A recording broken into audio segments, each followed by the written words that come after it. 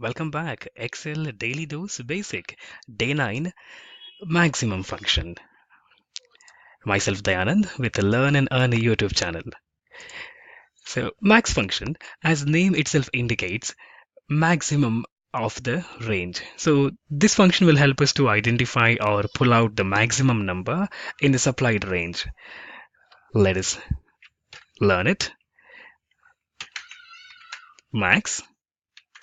Remember, I'm using in lowercase.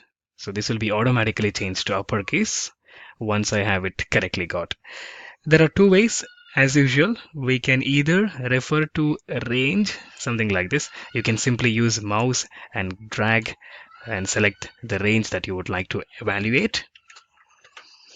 It shows 97 is the highest. If I quickly check manually, yes, 97 is the maximum number.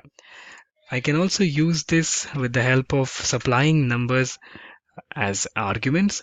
Remember, you do not have to use double quotes when you're using the numbers.